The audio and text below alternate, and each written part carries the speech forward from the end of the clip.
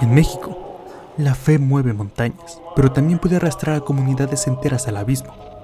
La devoción, la ignorancia y la necesidad han sido una y otra vez terreno fértil para líderes que se disfrazan de profetas, mesías o dioses.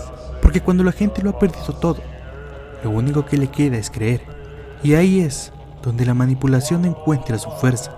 En los años 60, un pequeño pueblo perdido en la sierra de San Luis Potosí cayó bajo el control de un culto sangriento. Lo que comenzó como una farsa terminó convertida en una secta macabra dirigida por una mujer que se autoproclamaba diosa.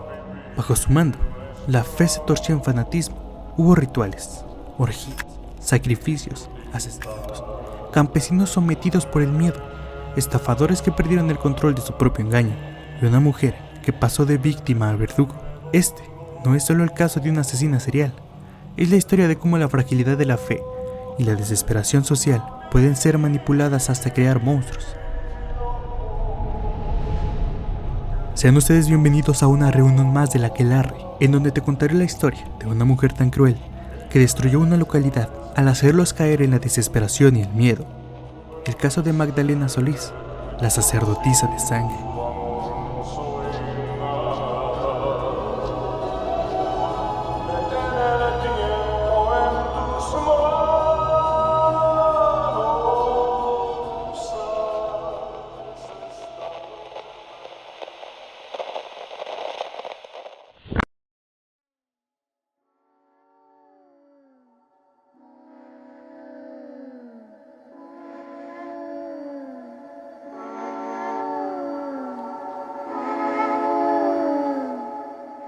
Magdalena Solís nació alrededor de 1939 en Monterrey, Nuevo León.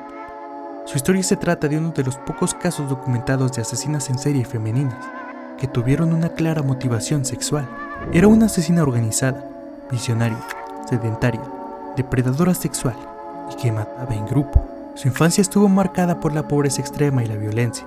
Su familia vivía en condiciones precarias y desde muy joven fue forzada por su propio hermano a prostituirse, oficio en el que laboraría hasta su unión, junto con su hermano, a la estafa de Santos y Cayetano Hernández en 1963. Él, además de explotarla, controlaba cada aspecto de su vida con brutalidad, y gracias a esa niñez despojada de afecto y repleta de abusos, tras su ingreso a la secta, Magdalena Solís desarrolló una grave psicosis teológica, ya que era una fanática religiosa, sufría de delirios religiosos y delirios de grandiosidad, además de una marcada perversión sexual que se expresaba en el consumo de la sangre de sus víctimas y en el terrible sadismo con el que perpetró sus crímenes, contando también prácticas de fetichismo y pedofilia. A finales de 1962 y principios de 1963, los hermanos Santos y Cayetano Hernández idearon una estafa que ellos creyeron era brillante y sería la solución de todos sus problemas monetarios. Llegaron al pequeño pueblo de Hierbabuena, una pequeña comunidad del norte de México, con un poco más de 50 habitantes, todos ellos sumidos en la pobreza extrema, y en su mayoría analfabetas.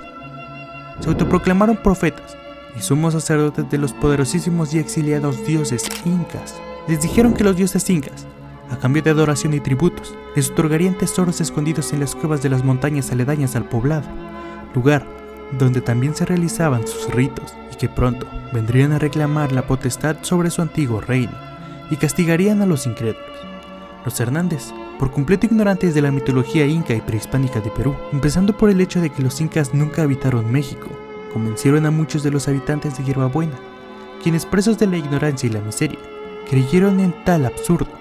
Así, los Hernández fundaron una secta relativamente nutrida, exigieron a los adeptos tributos económicos y sexuales, tanto a mujeres como a hombres.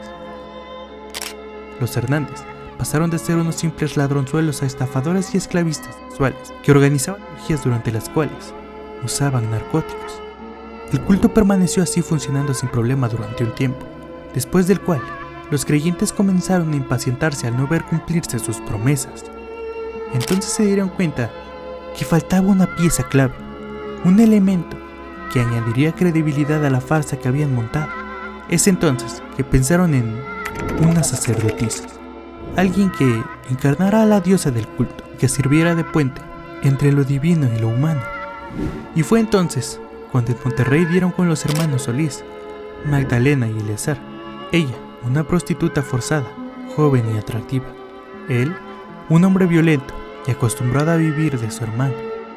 Los Hernández les propusieron unirse al plan.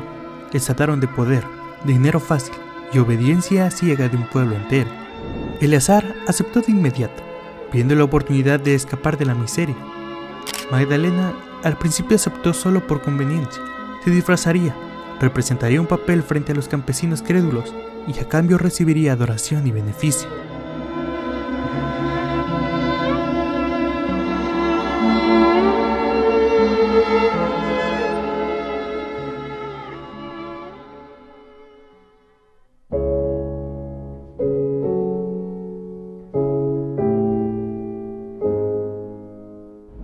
Cuando fue llevada a Hierbabuena, la comunidad la recibió con reverencia. Vestida y adornada como diosa, fue presentada durante un ritual con ayuda de un truco de magia barato, una cortina de humo, como la reencarnación de Coatlicue, la madre de los dioses aztecas. Los campesinos, ya condicionados por los Hernández, creyeron sin dudar, pero lo inquietante es que Magdalena también comenzó a creérselo. Lo que comenzó como una farsa, pronto se transformó en fanatismo. Ella dejó de actuar, se asumió como divinidad, empezó a dar órdenes, a dictar ceremonias, a exigir tributos. Primero pedía comida, dinero, animales, luego ordenó sacrificios de bestias y finalmente cruzó la línea más oscura, exigió sangre humana. Para ese entonces, dos adeptos hartos de los abusos quisieron abandonar la secta. Los demás creyentes, presos del miedo, los acusaron ante los sumos sacerdotes. La condena de Solís fue clara: pena de muerte. Los dos infortunados fueron linchados por los aterrados adeptos. Posterior a estos dos primeros asesinatos, como es característico de los asesinos en serie, sus crímenes evolucionaron y se tornaron más violentos. Aburrida de las simples orgías, comenzó a exigir sacrificios humanos e ideó el ritual de la sangre. El sacrificado, que era un simple miembro disidente, era brutalmente golpeado, quemado, cortado y mutilado por todos los miembros del culto. Posteriormente, la víctima era desangrada hasta morir, y dicha sangre se depositaba en un cáliz mezclada con sangre de animales, vino y drogas. A continuación, Solís bebía del cáliz y después daba de beber a los sacerdotes, los hermanos Hernández y Eleazar Solís, y finalmente daba a los demás miembros, y para terminar, le sacaba el corazón al sacrificado. Basándose en elementos, ahora sí de la mitología azteca, aseguraban que la sangre era el único alimento digno para los dioses. A través de ella, preservaban su inmortalidad, y la diosa necesitaba beber sangre para mantenerse eternamente joven. Así, supuestamente Magdalena era la reencarnación de la diosa azteca, Coatlicue. Las carnicerías duraron 6 semanas continuas del año 1963, periodo en el cual 4 personas murieron en esta terrible forma, y para los últimos sacrificados, Magdalena llegó a extraer el corazón de las víctimas, aún vivas.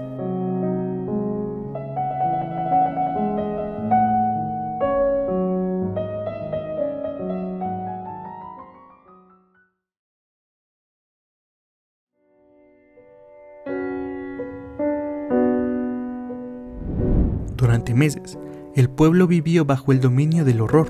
Se cree que al menos 8 personas fueron asesinadas de esta forma, aunque pudieron ser muchas más. Nadie se atrevía a cuestionar a la diosa. La figura de Magdalena eclipsó por completo a los propios Hernández, que en algún momento terminaron siendo asesinados también por la secta.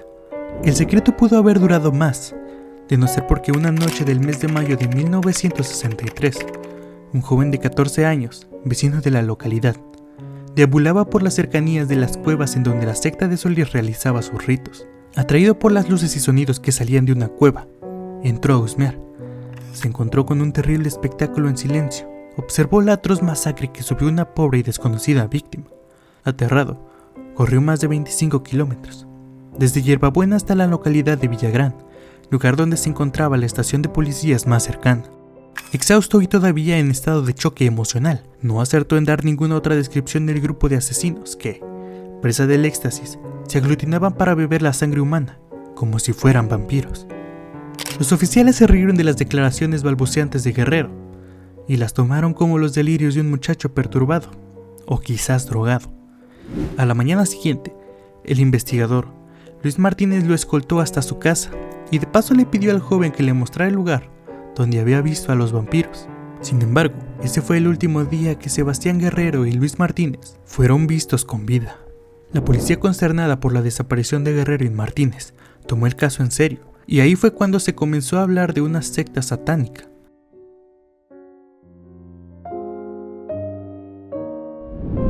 El 31 de mayo de 1963, la policía, en conjunto con el ejército, desplegaron un operativo en Yerbabuena. Detuvieron a Magdalena y Eleazar Solís en una finca de la localidad, los cuales tenían en su poder una considerable cantidad de marihuana. Santos Hernández murió abatido por las balas de la policía al resistirse al arresto. Cayetano Hernández fue víctima de sus propias mentiras. Fue asesinado por uno de los miembros locos de la secta, llamado Jesús Rubio, que ante la crisis quiso poseer una parte del cuerpo de un sumo sacerdote para protegerse. En pesquisas posteriores, se encontraron primeramente los cadáveres descuartizados de Sebastián Guerrero y Luis Martínez, cerca de la finca donde fueron detenidos los hermanos Solís. A este último se le había extraído el corazón, al estilo de los sacrificios aztecas, y después fueron hallados los cuerpos también descuartizados de las otras 6 personas en las inmediaciones de las cuevas. Magdalena y Eleazar Solís fueron condenados a prisión por tan solo 2 homicidios, los de Guerrero y Martínez, ya que no se les pudo comprobar su participación en los otros 6 asesinatos, porque los miembros del culto detenidos se negaron a declarar. En el juicio quedó claro que ella era la verdadera líder.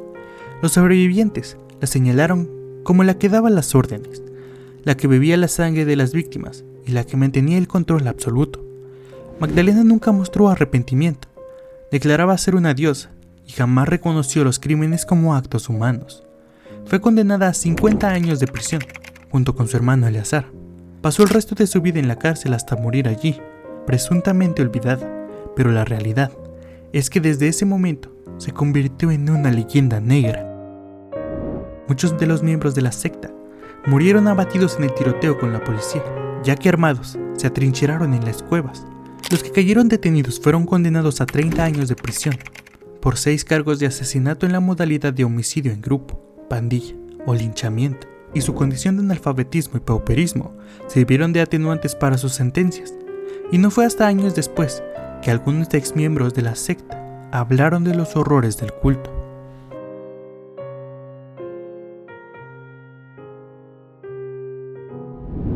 El caso de Magdalena Solís quedó inscrito en la historia criminal de México como algo único. No fue solo el asesino serial, sino el fenómeno sectario, el delirio místico y la manipulación llevados al extremo insólito. Una mujer nacida en la miseria, que terminó convertido en la sacerdotisa de sangre, arrastrando con ella a todo un pueblo hacia el horror. Y cuéntanos, ¿qué peso crees que realmente tenga la fe en la vida de las personas? ¿Qué opinas de la transición de víctima a victimaria de parte de Magdalena? O cuéntanos simplemente, ¿qué piensas al respecto del caso? Te leemos en los comentarios. Por nuestra parte fue todo. Nos vemos en la siguiente reunión.